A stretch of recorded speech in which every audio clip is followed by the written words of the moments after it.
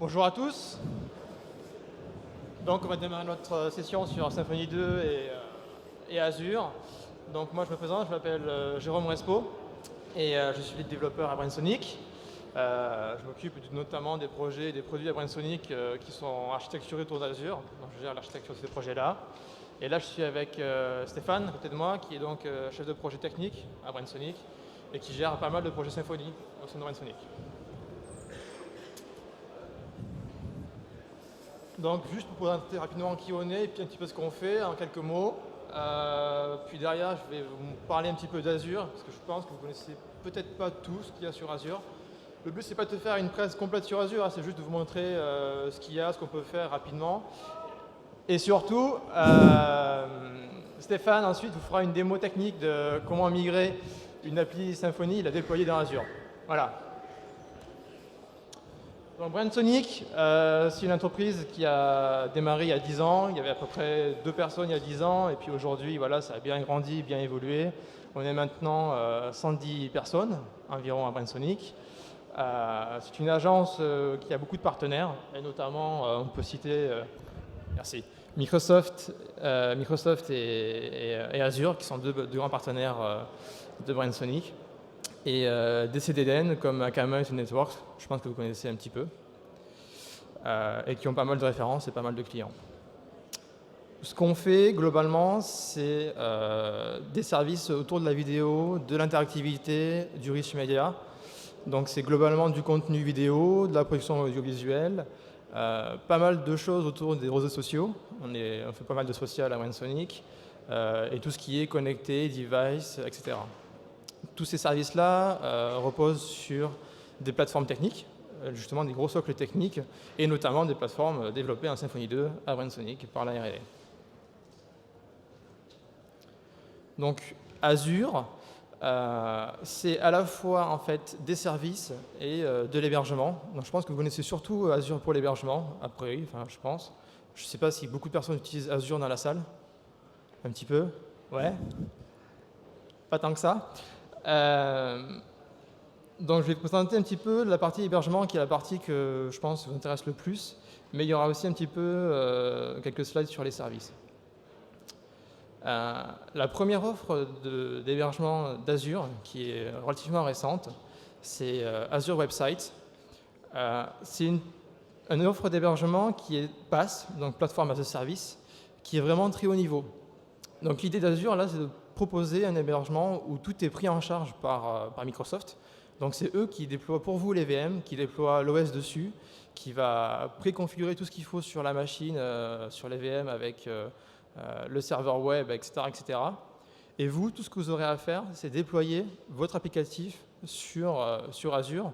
Et c'est lui tout seul qui va le déployer sur les machines en ligne. Donc il va déployer pour vous votre application, qui va faire toute la configuration pour vous. Donc ça, c'est une offre d'hébergement qui est vraiment adaptée si vous avez des sites web relativement simples, que vous voulez déployer vite et faire des mises à jour rapidement. On peut notamment déployer avec Git, et donc c'est super pratique puisque vous avez juste à faire un Git push, et hop, votre application est déployée directement en production dans Azure sur les différentes machines. C'est très scalable et vous pouvez avoir une ou n machines directement déployées dans Azure.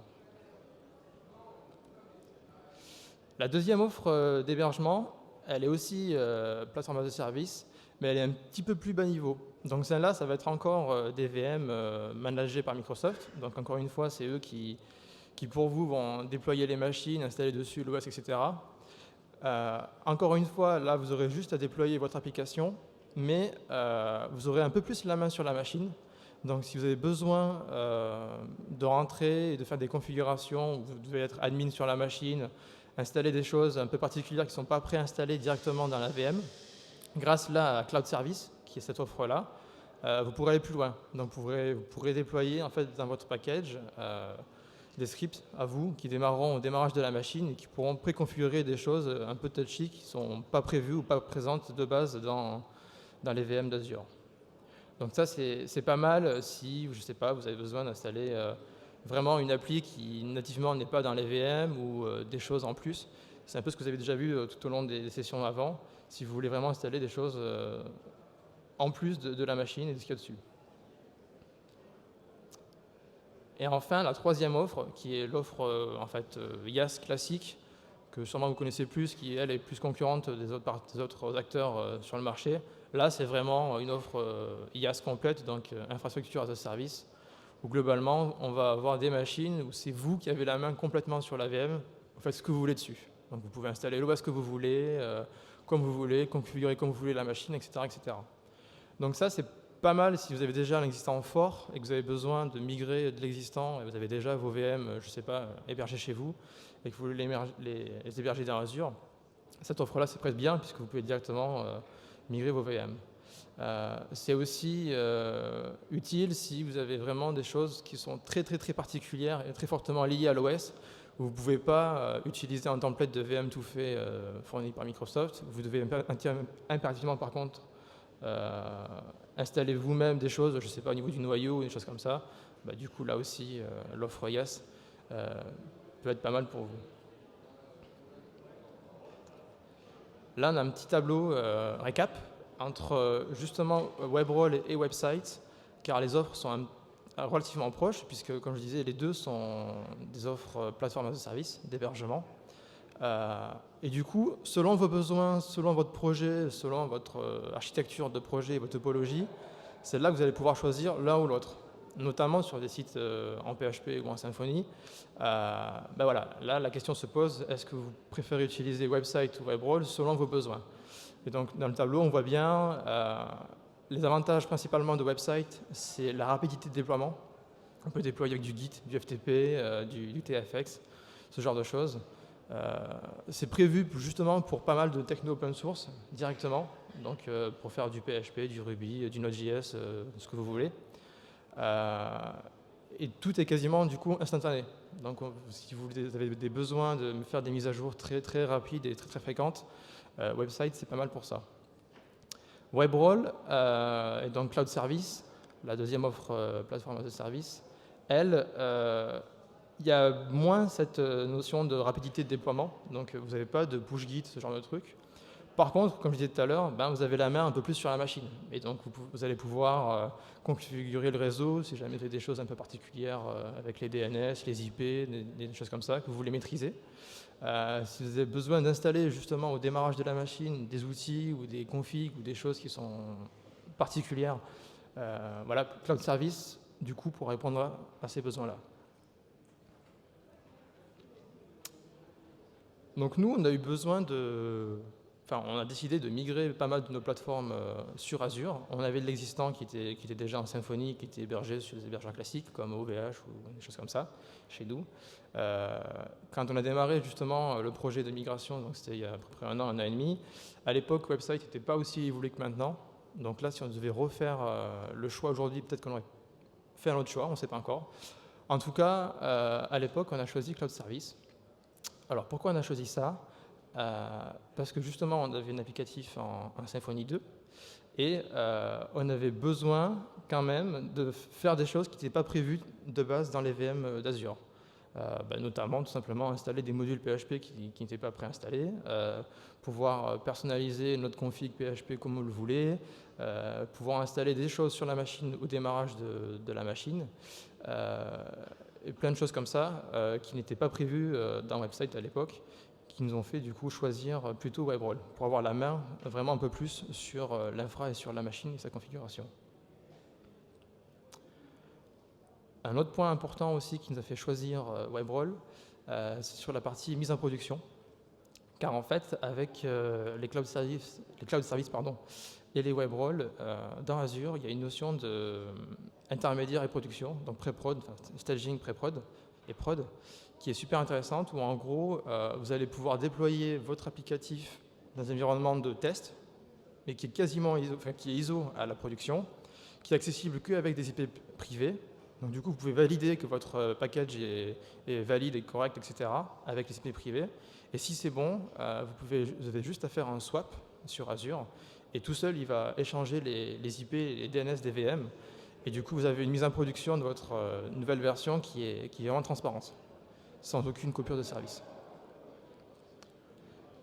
Et puis le deuxième point aussi important, c'est la partie scaling, puisqu'avec Cloud Service, vous pouvez du coup programmer vous-même le scaling des machines. Donc selon des métriques, dire si, je ne sais pas, j'ai qu'une machine et on commence à monter à 60% de CPU ou tant de pourcentage d'utilisation de la RAM, on va pouvoir programmer pour que Azure tout seul déploie des nouvelles VM automatiquement load balancées avec votre application qui est directement déployée dessus.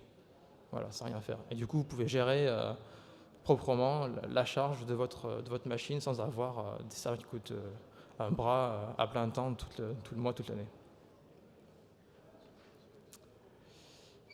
Et enfin, le choix de Azure en général et puis de cloud service, c'est aussi parce qu'Azure fournit, en plus de l'hébergement, qu'on peut retrouver chez Amazon ou chez Google ou d'autres, des services en plus, des services plateformes, qui sont super intéressants et que du coup on utilise et sur lesquels on a migré sur pas mal de nos projets.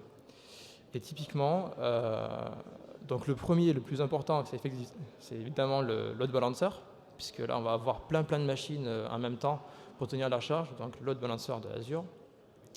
Le stockage, donc là le Azure Storage c'est très proche un petit peu d'Amazon S3, donc je pense que vous connaissez un petit peu. Et ensuite des services qui sont un peu moins classiques, moins connus, et qui sont je pense très pratiques, et nous qui nous ont beaucoup servi.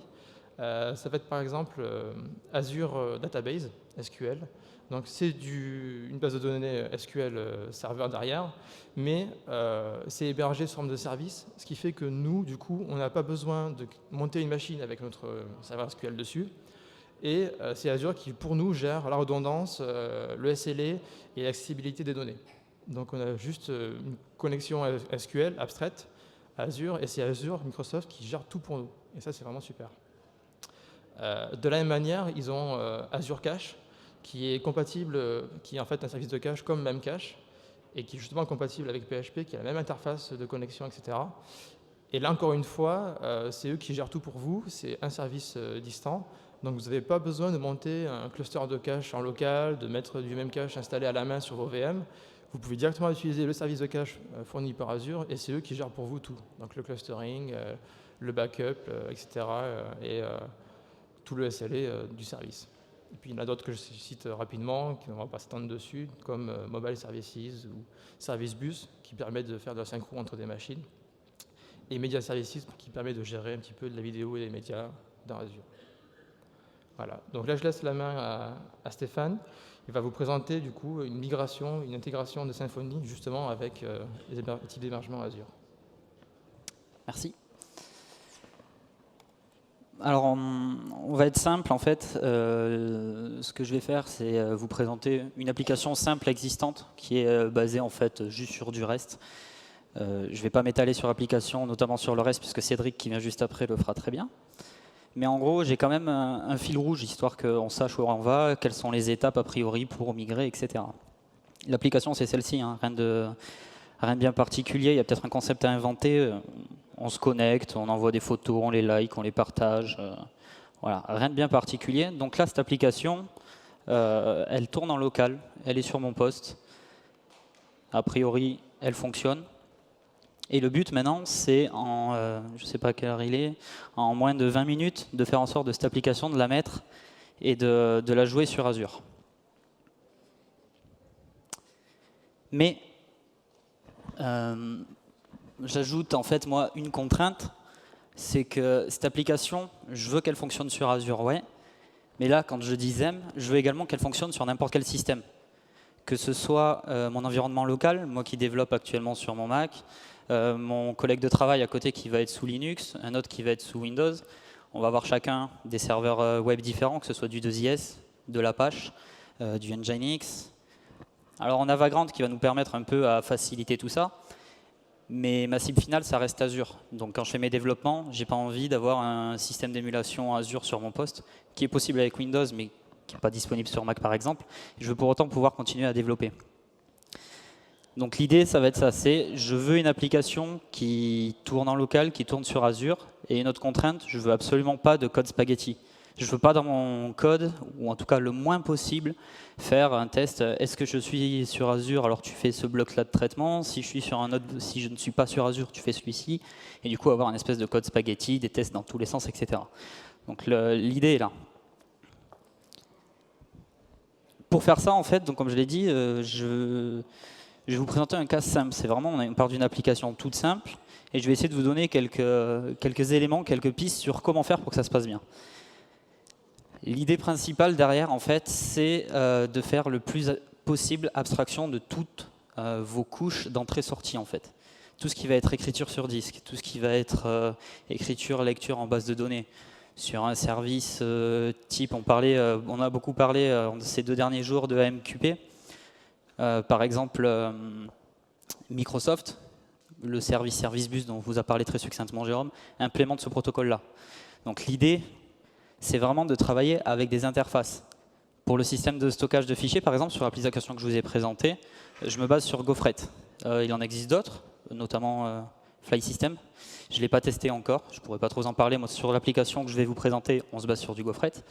Pour la base de données, on a Doctrine, qui marche plus ou moins bien avec SQL Server, j'y reviendrai après. Après, on a le gestionnaire de session, le stockage de fichiers, j'en ai parlé, gestionnaire de session. On a un petit hack pour que ça fonctionne plutôt pas mal, mais Jérôme vous a aussi parlé de Azure Cache et de Memcache qui peuvent faire des alternatives. Donc l'idée c'est ça, déjà c'est bien abstraire ces services d'entrée-sortie, de se baser sur des interfaces de communication et également éventuellement juste après jouer avec des adapteurs chargés dynamiquement en fonction du contexte d'exécution. Le deuxième point, c'est d'utiliser un bundle qui va bien pour aller sur Azure. Alors pour ça, en fait, un travail avait déjà été fait il y a quelques temps par Benjamin Eberle, vous devez le connaître, de la communauté Symfony. Il a un peu abandonné ce projet-là. Du coup, on a discuté un peu avec lui, on l'a forqué, on l'a récupéré. Et on a fait évoluer ce bundle à la fois avec Symfony et à la fois avec Azure. L'idée derrière ce bundle, en fait, c'est de faire un pont entre les services au sens Azure avec une notion de service au sens Symfony. Et donc d'avoir facilement un petit wrapper pour communiquer en fait avec les services Azure. Parce qu'il faut savoir en fait, c'est que Azure, c'est également tout un ensemble de composants de SDK. Donc Microsoft nous fournit un SDK PHP pour communiquer avec tous leurs services. Et donc ce bundle, l'Azure Distribution Bundle que vous retrouvez évidemment sur GitHub, est une sorte de wrapper à ceci pour faciliter l'accès et avoir des services au sens Symfony disponibles dans votre application. Donc concrètement, comment ça se passe?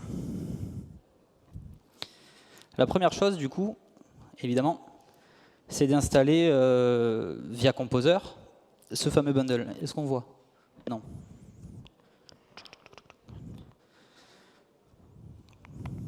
Donc rien de particulier, il est sur Packagist. Vous mettez ce bundle, vous allez dans votre app kernel, évidemment vous l'importez. Alors là, il y a une toute petite différence, c'est que on utilise un kernel un peu différent pour Azure, mais en soi, tout à l'heure quand je disais pas de test Azure, etc., il fait rien de particulier en fait. Il va juste regarder s'il y a une variable d'environnement qui existe et éventuellement il va utiliser des dossiers de cache différents. Mais ça c'est le bundle qu'il prévoit pour vous. Si éventuellement vous voulez gérer d'autres systèmes, on peut facilement imaginer une classe app kernel propre et qui gère ça pour nous. Donc une fois que j'ai importé le bundle et que je l'ai installé, dans ma commande, en fait, j'ai un ensemble de nouvelles commandes qui sont disponibles. Donc sous le namespace Azure, hop, ici. Et l'idée, donc, une fois que j'ai installé, j'exécute une commande qui s'appelle Cloud Services init. Et ce qui va se passer, c'est que ça va me générer une nouvelle architecture au niveau de mon dossier, de mon projet. Et notamment la mise en place d'un nouveau front controller. Alors je vous le montre, parce qu'il y a une petite subtilité. Voilà. Il est ici. En fait, dans app, j'ai un dossier Azure qui se crée, j'ai un dossier SF2Web qui se crée. Et au moment où je vais envoyer tout ça sur Azure, en fait, 2IS va être configuré pour pointer non pas vers Web, mais vers ce dossier-là, SF2Web. Ça change quoi? Ça change juste qu'à l'intérieur, le index.php, j'ai un environnement particulier qui s'appelle Azure. Du coup, également, au moment où j'ai exécuté ma commande tout à l'heure, j'ai eu un ensemble de fichiers de configuration qui se sont créés. Là, dans mon dossier config, vous en voyez un ici, config Azure, Azure, config Azure, etc. Qui font que du coup, si vous avez bien en tête le principe de chargement de Symfony, c'est ce fichier config Azure qui va être chargé en premier. Et notamment, du coup, donc, mon fichier config prod comme d'habitude, mon fichier parameters Azure, et un fichier Azure.yaml spécifique. Donc en fait ça, grâce à Symfony et grâce au système de surcharge des configurations, en fait je vais spécifier la configuration pour mon environnement Azure.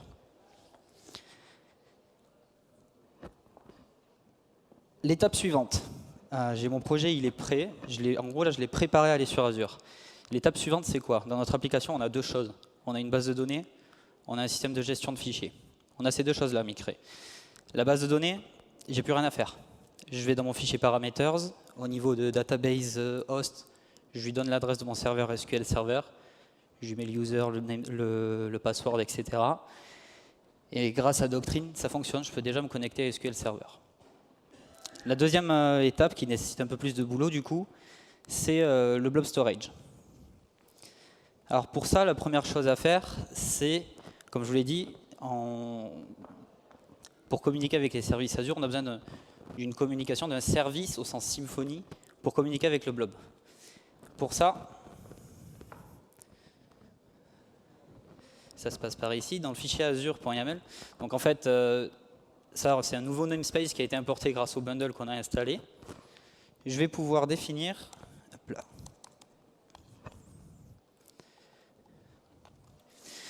J'ai une nouvelle directive que m'apporte ce bundle, qui est de dire, ici j'ai un service de type blob, qui est donc le système de stockage de fichiers chez Azure, que j'appelle default. Et ça a quoi comme impact? Ça veut dire qu'au sein de mon application, j'ai un service qui s'appelle windowsazure.blob.default qui est disponible, que je peux utiliser et qui me permet de communiquer avec le blob storage Azure. Ça, c'est de la conf spécifique que vous retrouvez sur le dashboard Azure. Je vous montrerai tout à l'heure comment il est fait si vous ne connaissez pas. Donc là, la première chose, déjà, j'ai un système qui me permet de communiquer avec le blob. Ce qu'il faut, si vous voyez bien ici, j'ai mis quelques paramètres qui me permettent de me dire en fait comment je communique avec ce service-là. Donc ces paramètres sont évidemment à importer au sein de mon parameters.yaml. Pour rester rétrocompatible, je le fais aussi, je lui définis des valeurs par défaut ici, dans mon parameters logique. Là, vous avez peut-être pu vous dire, il est pas malin, il monte des accès pendant une presse. Je m'en fous. En fait, sur Azure, l'accès à la base de données, là, si vous y allez, vous n'y arriverez pas. Parce qu'il y a un système de protection par IP, etc. C'est le système qui le prévoit tout seul. Le blob storage, éventuellement, vous y aurez accès pour le moment. Donc une fois que j'ai fait ceci, j'ai un fichier qui me permet de communiquer avec le blob. La deuxième étape, du coup, c'est de le brancher correctement sur mon application. Et c'est là que Gofret intervient. Gofret, pour communiquer avec Azure, pour avoir un adapteur, il utilise en fait une factory. On s'en fout. Une factory que je vais aller... On va donc la créer. Elle est ici. Une factory qu'on va appeler comme ça pour la démo. Elle prend quoi? Elle prend en fait, lors de sa construction, le nouvel objet qu'on a créé précédemment, que j'ai déclaré dans mon Windows Azure Distribution.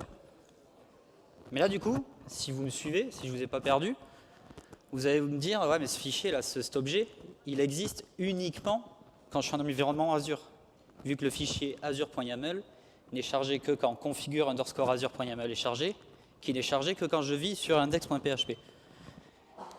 Donc la petite astuce du coup, c'est d'utiliser, on en a pas mal parlé aujourd'hui, un petit compiler pass. Et de définir un compiler pass qui dit,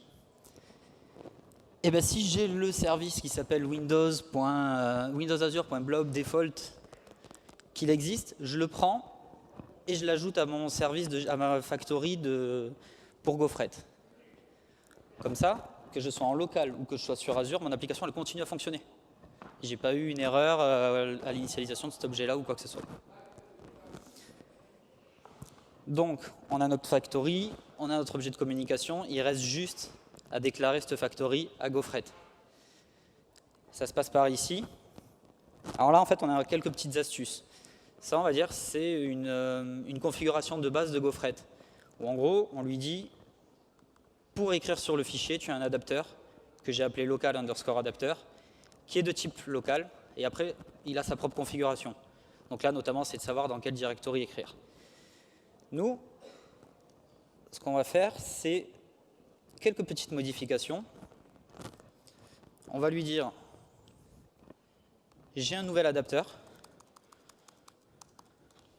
donc de type Azure, pardon, j'ai un adapteur que j'appelle Azure, adapteur, qui est de type Azure Blob Storage et qui se base du coup sur ma factory. L'ID que j'ai là, si je reviens à ma factory, c'est celui que vous retrouvez là. Donc Gaufred sait que du coup, pour initialiser un adapteur Azure, il doit se baser sur cette factory-là. Et là, la petite astuce, parce que là, vous allez me dire, ouais, mais à chaque environnement, il va falloir que je charge un fichier ou l'autre, ou que je fasse un test quelque part, ou quoi que ce soit. Non, là, ce qu'on fait, c'est qu'on remplace local par quelque chose qui s'appellerait par exemple KNP Gaufred Storage, qui du coup est dynamique. Dans mon paramètres Azure, ce que je fais, je l'ai là, c'est que ce KNP Gaufred Storage, je l'appelle Azure. Dans mon paramètres normal, je l'appelle local. Et du coup, automatiquement, que je sois en local ou que je sois sur Azure, Gaufred va utiliser l'adapteur qui lui va bien pour communiquer avec mon système de stockage de fichiers. Et à partir de là, ça y est, c'est fini. L'application que je vous ai présentée tout à l'heure, ça y est, on la prend, on la met sur Azure. Juste à titre d'exemple, je peux même plus ou moins la tester en local. Je ne peux pas tester la partie SQL Server parce que je ne suis pas sous Windows et le PDO SQL Server n'est pas disponible sous Mac ou Unix. Par contre, je peux tester le Blob Storage. Ça, c'est exactement la même application. J'ai juste chargé un environnement différent. Forcément, toutes les images qui sont là, qui sont censées être sur mon stockage local, ne fonctionnent pas. Par contre, certaines qui ont été mises sur le Blob Storage, je vois que ça fonctionne. Je pourrais vous faire un upload si on veut ou quoi que ce soit, mais je pense qu'on va être un peu limite. Vous pouvez voir notamment au niveau de l'URL que je suis bien chargé sur quelque chose de distant.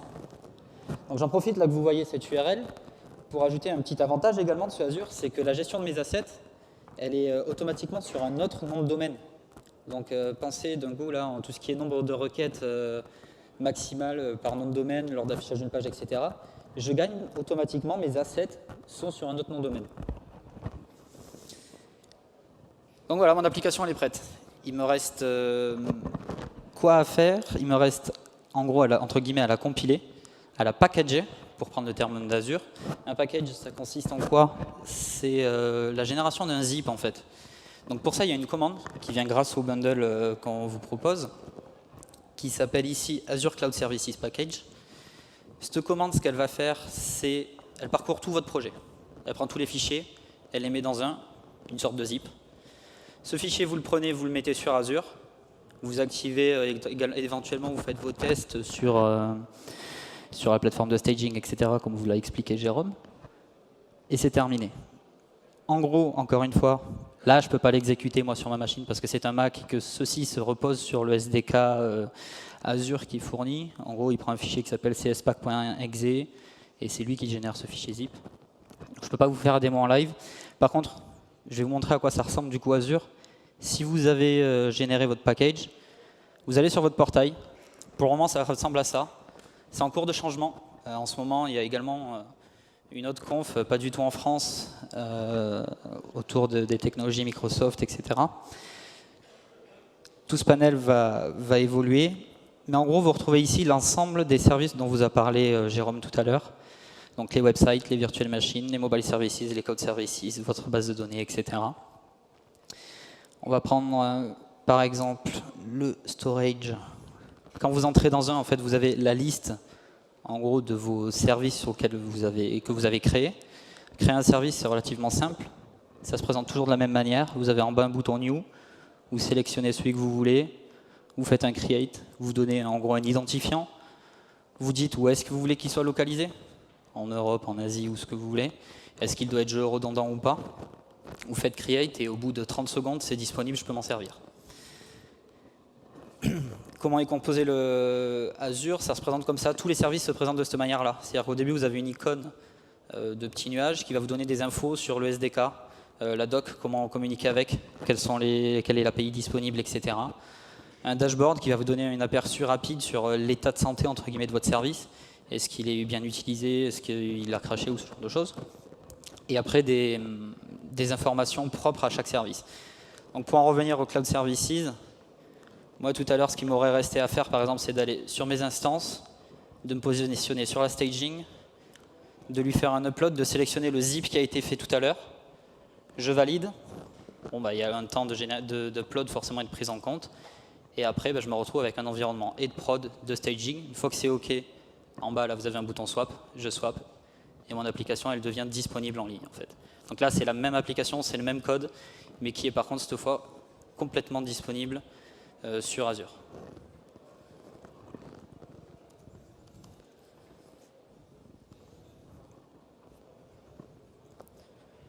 Ah non, pas vraiment.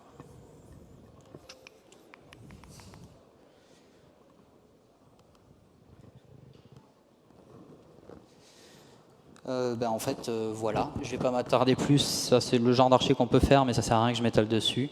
Donc merci, si vous avez des questions, on est là.